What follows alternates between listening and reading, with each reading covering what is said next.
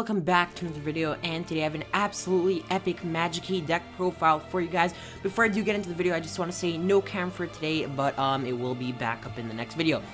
Back to the video, Magikey is a brand new deck that got released in Dawn of Majesty, and I'm not gonna lie, it's a terrible deck, but upon further inspection, with the DOGMATIKA cards, it actually becomes really, really good, surprisingly, because I'm not gonna lie, I thought this deck kind of sucks, but hey, what works, right? This deck is pretty crazy.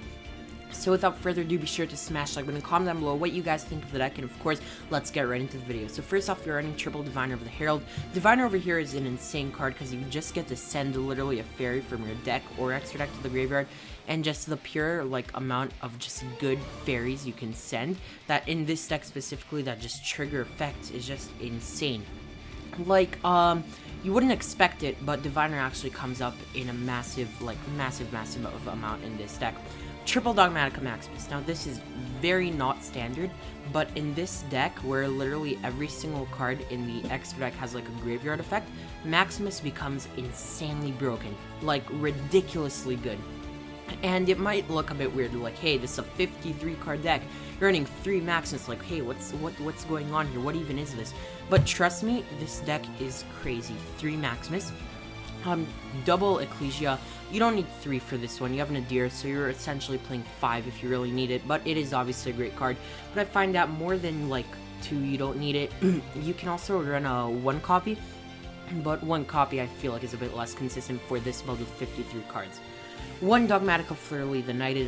This is just to search off the Ecclesia for an extra interruption. It's part of your end board, and this deck's end board is literally more consistent and better than Invoke Shell Dogmatika. That's what I'm comparing this to. Triple Gale Dogra. Gale Dogra is so broken in this deck because, as I said, all of your extra deck monsters have literally an effect, and Gale Dogra lets you send any of them and trigger their effect and just pop off. So, it's just a really, really great card. Now we're getting into the fun part of the deck. These are basically the strongest normal monster of every single attribute, and I'll explain why in a second. So we have our 1 Alexandria Dragon, 2000 attack vanilla, but it's a light attribute. Triple Clavicus Magikey Sky Blaster. This card's important at 3, and it's a dark attribute. It's 1900, but you need to run this card at 3. 1 Gene Warped Werewolf as an Earth. And then we have our 1 Gunkin Suships Shari. This card's a fire, and once again 2000 attacks, so these are massive, so even if you draw them in a terrible scenario, they're not that bad.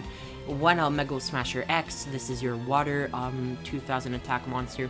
By the way, if you really want, you can run Xyz monsters, but it will never come up. And then finally we have our 1 Phantom Griffin. For the wins, it's just another powerful level 4 monsters. So you may be wondering, why the hell are you running so many normal monsters that essentially do nothing, literally, because they don't have effects? Well, it's because of this card right over here, which is the main part of your end board, Magikey Mech Mortar Gear Glasser. So basically what ends up happening with this deck is that you end on consistently, this deck is so consistent, the Window Lock, the Gear, I can never say this card's name, the Gear Glasser, and also just a Fleur-de-Lis in hand. So with the Window Lock and this Ritual Monster and Fleur-de-Lis, you have essentially 1 negate with the Fleur-de-Lis, and then the Window Lock, which is very powerful. But this card is the special thing over here. Basically, the first effect doesn't matter with the gaining attack, but what you're using it for is a second effect over here. When your opponent activates an effect of a monster with the same attribute as a monster in your graveyard, if at least 2 attributes of monsters were used for this card's ritual summon, quick effect, you can negate the activation. If you do, destroy that card, and then if it's sent to the graveyard, you can just search a Magikey monster. So basically what ends up happening is that you can consistently summon this, and then you just send the the attributes for the matchup. So let's say you're playing in Salad, and you send fire and I don't know, light. So now any fire monster they use you can negate, and any light monster they use you can negate. But let's say you're playing against Dragon Link and you send dark and light, so any dark monster it negates and any light monster it can negate. So basically this meets up with, for every single matchup against Tri Brigade, you can send fire for Kit or wind for Nerval. It's really powerful and a very big part of your end board, and with Winda and Fleur-de-Lis backing it up, it's really, really hard to out, and it's the whole reason why the deck is so good. Double Magikey Mech Musket Battles Buster. So Battles Buster is obviously a great card. Basically, it's a searcher on summon, which is just really nice. And then it does have another effect that can come up, but it's like a battle phase effect, so not as much, but it is pretty cool effect. It's just like a skill drain. We have our one White Knight of Dogmatika. This is a ritual deck, and a lot of people forgot that this card ever came out. It is very, very cool. So basically, you cannot summon special summon monsters from the extra deck permanently while it's on the field.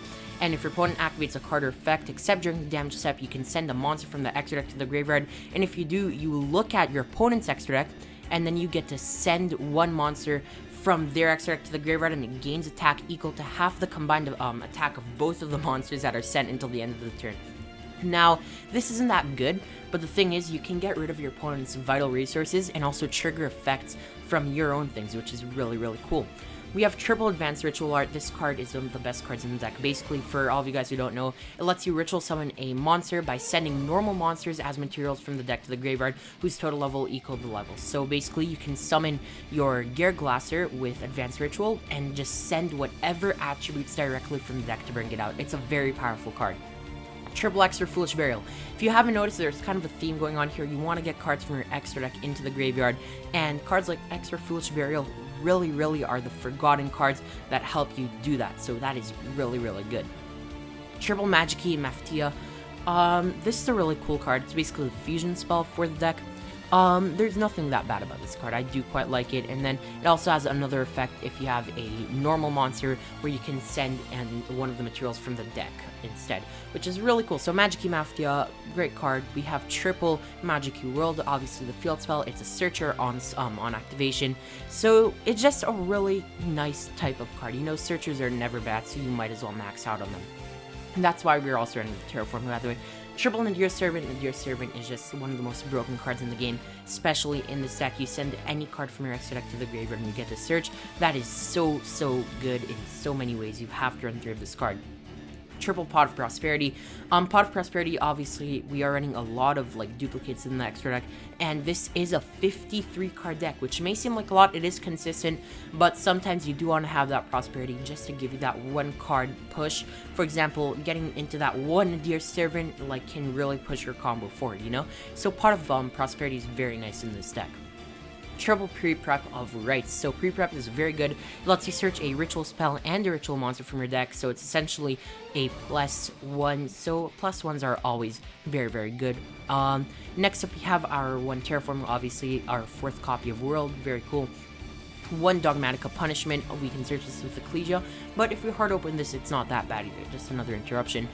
Triple Magikey Unclocking. So Unlocking. I really love this card. Basically, when your opponent activates a spell or trap card while you control a Magikey ritual monster or a Magikey monster summoned from the extra deck, it negates it, and if you do, like, it straight up destroys it, and then you declare an attribute, and for the rest of the turn, all face-up monsters your opponent have become that attribute. And then what this does is that because they become that attribute, your Glasser can literally negate all of their cards. Because if you send a Dark and then you call Dark, it will just negate all of their darks, basically. It's really cool. One Shell Schism to end on our window lock. We can get to this so consistently, it's hilarious. But that is it for the 53 card main deck. It is incredibly consistent, trust me. I know it sounds weird, but like, this deck is pretty great. One App Clone, one Construct, one Window. All of these are pretty great. You can get into these somehow, but mainly like App Clone is the best one over here because it searches your Schism, and then Window's the best one because it's part of your end board, but Construct is the one that comes up the least, but it does come up enough to be running it. Triple Elder Entity and Test. You're sending so many cards to the graveyard. If you're not running End Test or even maxing it out, because you will be burning through these a lot, you're not playing the deck right. Double Magikey Beast. So basically, this is a really cool card. So it requires a Magikey monster and a normal monster, and if it's fusion summoned, it adds a Magikey Mafia from graveyard to your hand, and then basically once per turn you can target one attack position monster your opponent controls with the same attribute as a normal monster or Magikey monster in your graveyard and change it to defense position, and if you do, it loses 1000 defense, and then it also banishes any monster destroyed by battle, so it makes the defense lower, and then you can just attack over it and banish it, which is really cool. Yet another option over here with unlocking more synergy. Like, the whole attribute thing is a really cool gimmick in this deck. Double Magikey Dragon. Obviously, this is another Magikey fusion card. It is fairly good. I do like both of these, but I do think that the dark one comes up a bit more. We have one Titaniclad for the end phase. If we really need it to get into our Ecclesia, because we didn't have access to Nadir, we can send our Titaniclad. One Fossil Warrior Skull Knight. This card is really forgotten, but it's really cool. Just spot removal. Once you run out of Entices, you can also send this card, and that just shows you how good Entis is. And finally, triple Herald of the Arclight. Herald is just broken because if it's sent to the graveyard, you can add a ritual monster or a ritual spell. And similar to Dredgeron, there is a lot of those in this deck. Thank you so much for watching. Hope you guys have enjoyed. If you did, be sure to smash the like button. Comment down below what you guys think of this deck. This is Magikey. Once again, this deck is surprisingly really good. So I will really appreciate it if you guys do subscribe and, you know, smash the like button. And of course, I'll catch you guys in the next video. Alright, guys. Peace.